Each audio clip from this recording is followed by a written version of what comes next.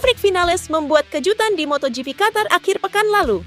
Start dari posisi 6, rider Tech 3 KTM itu melesat bak roket, bahkan mampu menyalip beberapa pembalap Ducati yang sangat kuat pada race utama hari Minggu.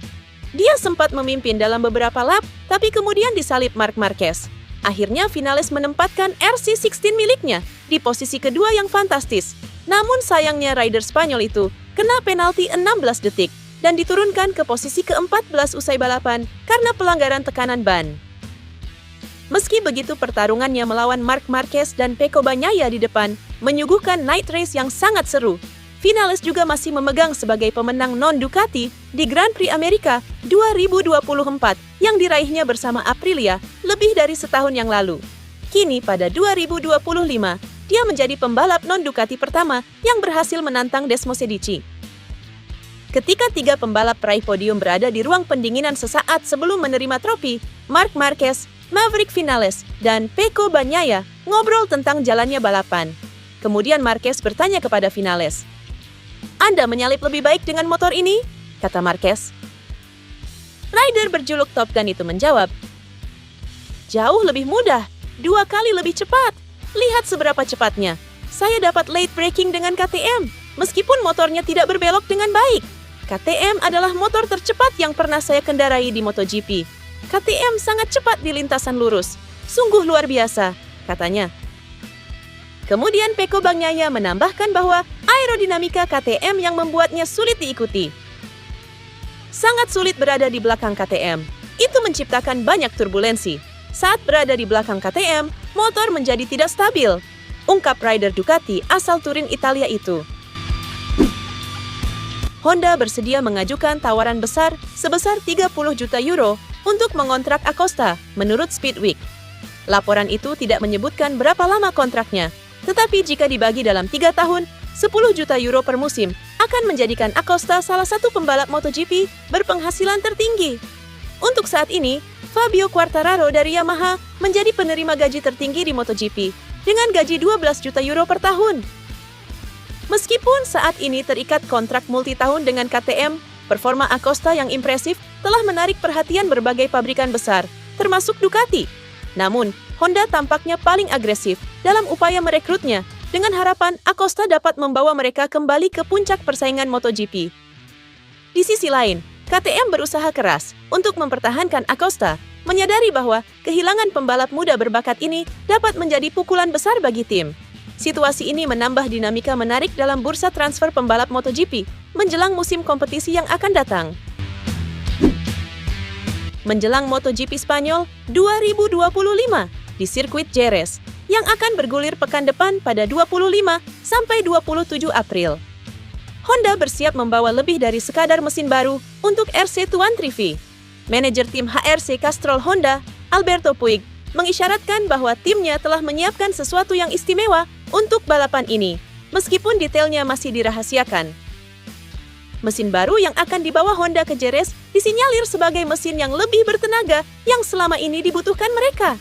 Masalah power menjadi kekurangan yang telah menghantui Honda sejak beberapa musim terakhir. Ini akan jadi momen penting bagi skuad berlogo sayap tunggal tersebut karena Honda juga akan memakai wildcard pertamanya untuk Alex Espargaro. Akan ada beberapa hal penting yang akan datang. Saya tidak akan mengatakannya lebih rinci, tetapi akan ada beberapa hal yang dapat membantu kami meningkatkan motor jika berfungsi seperti yang kami harapkan, katanya dikutip Motor Passion Moto. Langkah Honda untuk terus maju sekarang sudah setengah jalan bila melihat dari pencapaian terbaik mereka melalui Johann Zarco, juara dunia Moto2. Satu kali itu terakhir kali tampil melejit hingga nyaris podium saat mampu finish 5 besar di seri GP Qatar 2025 di sirkuit Lusail. Zarco yang memang jadi rider paling berpengalaman di skuad Honda, sejauh ini juga menjadi pembalap yang paling mampu bersaing dengan para pembalap di depan, termasuk Marc Marquez. Massimo Rivola, CEO Aprilia Racing, menanggapi rumor yang mengaitkannya sebagai calon pengganti Carmelo Ezpeleta di posisi CEO Dorna Sports. Spekulasi ini mencuat seiring rencana akuisisi Dorna oleh Liberty Media, perusahaan induk Formula One.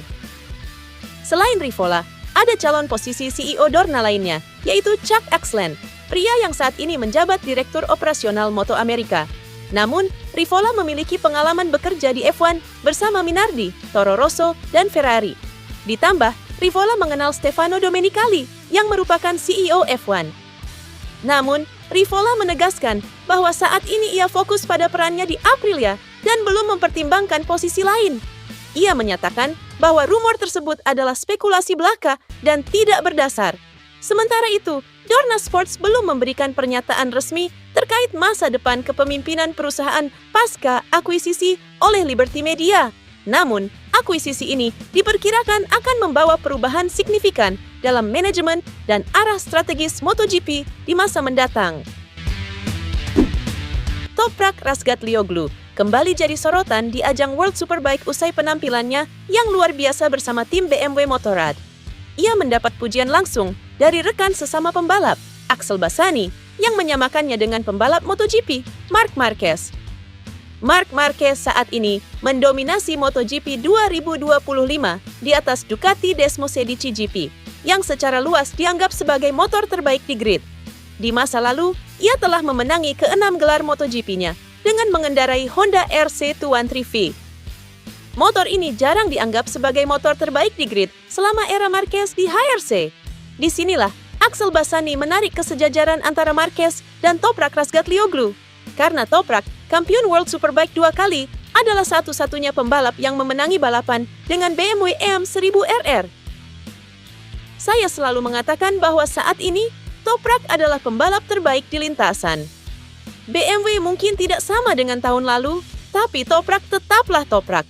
Sama seperti Marc Marquez, dia bisa melakukan keajaiban bahkan ketika motornya tidak bekerja dengan baik, kata Bassani dikutip Motorsport. Tim Yamaha Loop YA, arti Yamaha resmi memenangkan balapan ketahanan 24 jam Le Mans 2025 setelah memanfaatkan insiden yang menimpa tim Kawasaki WBK Trickstar di jam-jam terakhir balapan. Kemenangan ini menjadi yang pertama bagi YART di ajang 24 Jerez Motos dan diraih dengan dramatis di bawah kondisi cuaca yang menantang. Tim Kawasaki sempat memimpin balapan selama beberapa jam sebelum pembalap mereka, Roman Ramos, mengalami kecelakaan di tikungan Raccordament akibat kondisi lintasan yang licin karena hujan. Insiden tersebut memaksa Kawasaki masuk pit untuk perbaikan, memberikan keunggulan 2 lap kepada YART Yamaha. Tim YART Yamaha, yang diperkuat oleh Marvin Fritz, Karel Hanika, dan Jason O'Halloran, tampil konsisten sepanjang balapan. Kemenangan ini menjadi yang pertama bagi YART di Le Mans sejak 2009, menandai akhir penantian selama 16 tahun.